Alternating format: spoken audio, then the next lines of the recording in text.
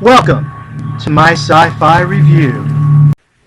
The English countryside, magical stones, images from the past. What does that make you think of?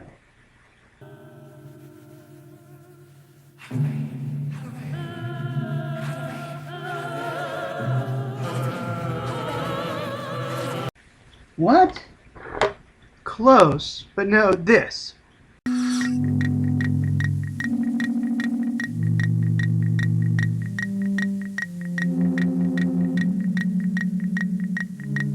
Okay, folks, before we get into the movie, let's talk a little bit about the golden age of British sci-fi television. The golden age started in the 70s and ended around mid-80s. It had such greats as Space 1999.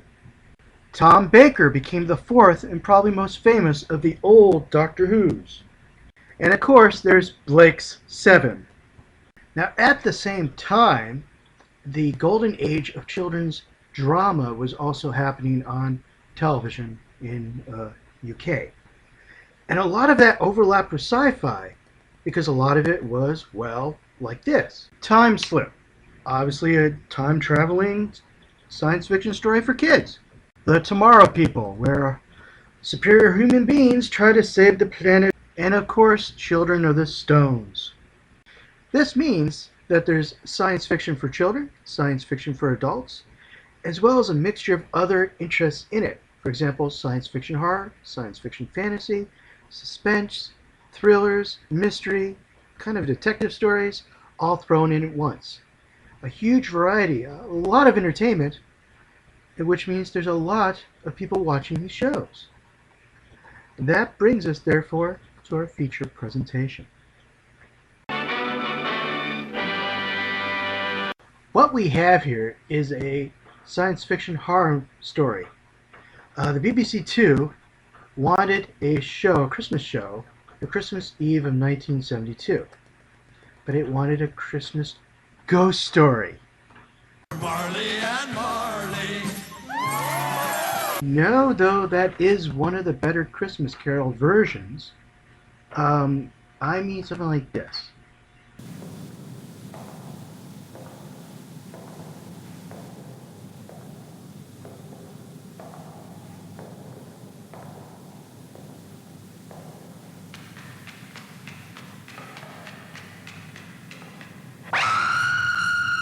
A little bit of advice, keep the volume down, there's going to be a lot of screaming.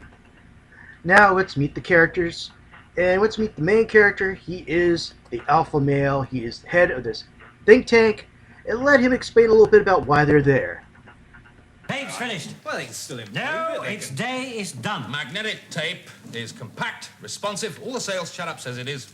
Also, delicate and prone to lose its memory. The next character, and probably the most important female character in the television movie, besides the ghost, is Jill, the computer expert. She's not only a scientist who asks scientific questions, she's also a human being who asks certain ethical questions. She asks things outside the box, and sometimes the other people dismiss it, but in fact they're very important. And when you're watching this movie, you should probably make sure you hear what she has to say and wait for the answers to her questions, even after the climactic ending, where there's the little epilogue, because her questions are the ones that are going to open up the ending and make it a little more understandable. Let's listen to her. You don't want her to be alive? Do you think it is? No. Well then, I might be wrong. Is anybody here religious? I don't mean that. Just respect. For her, I suppose. Old The setting? Scientific think tank, post-World War II, Great Britain. Cold War, United States, Soviet Union, mano to mano, Great Britain, kind of on the side. They're allies of the United States, but they're feeling a little left out. Now, they've always had great dreams about staying on top. And one of those dreams is an inventor who somehow cures everything, making the ultimate weapon, somehow jump-starting the space program, or let's say... my latest invention. What, a police box? Of course not. This is TARDIS. TARDIS? It stands for Time and Relative Dimension in Space. Oh. Go inside. Go on. Yeah?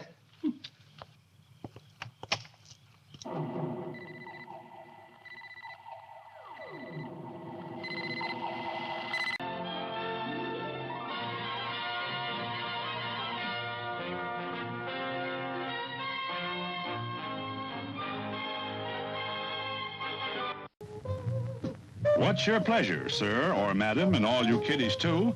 Sandwiches, freshly made from quality ingredients, soft drinks, cool, tangy, and refreshing. A hot dog? There you are, tender, juicy, done to a turn with some fixings. Hamburgers, ma'am?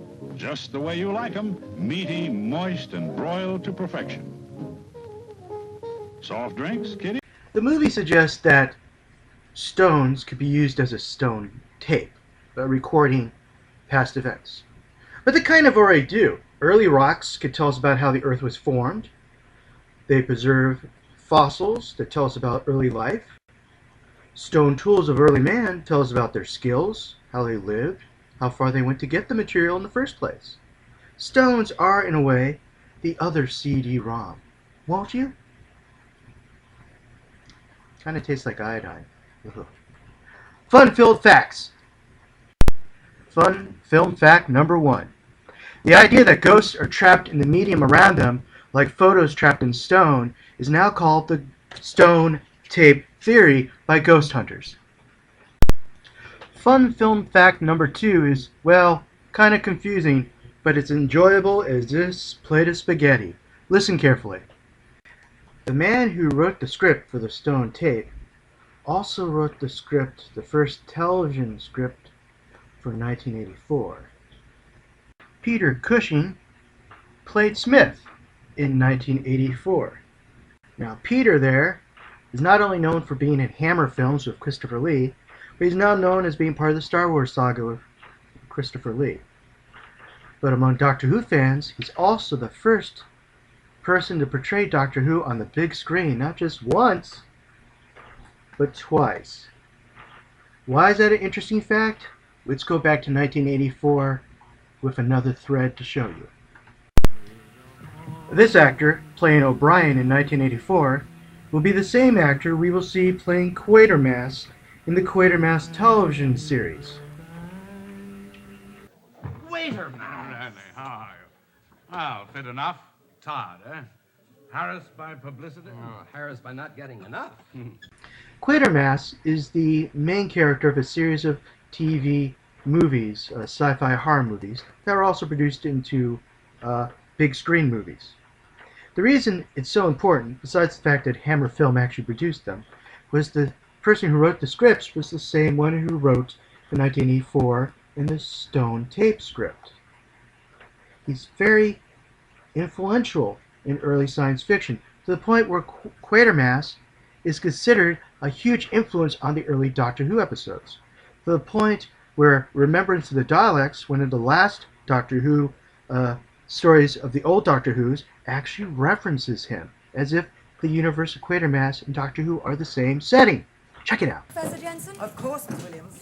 I wish Bernard was here. British Rocket Group's got its own problems. Now, besides the fact I'm trying to show that the film industry and the television industry were pretty much the same industry, the other thing I'm trying to show is that this author is a brilliant author who is able to lead the viewer from ABC, from the beginning to the end of the story, without talking down to them.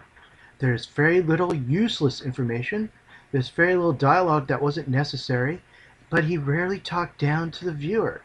The viewer usually ended the story satisfied that they'd understand the conclusion and gotten to it on their own without too much help, which makes the one flaw, all the more horrifying.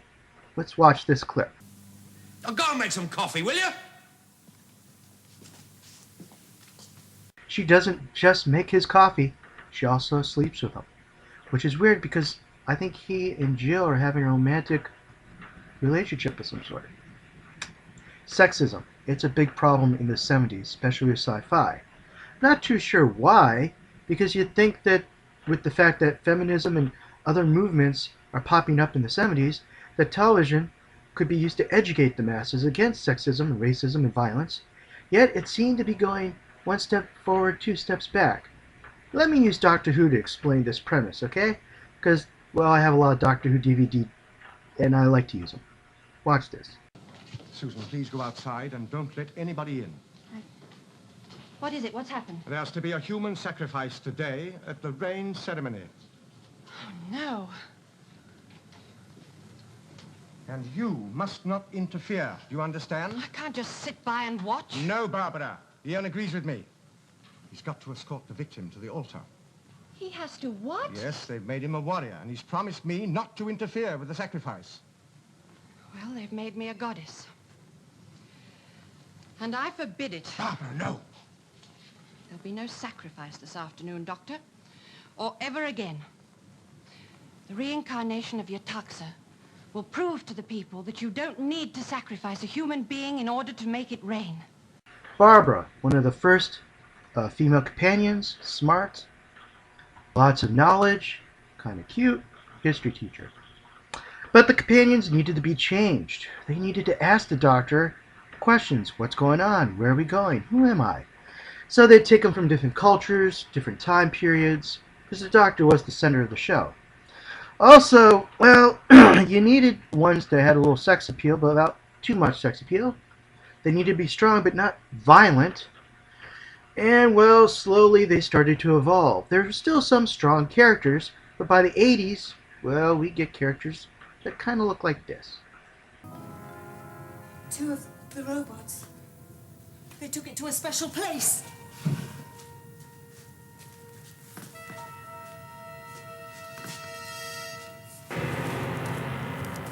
Now, in the end, this flaw might be me overthinking things.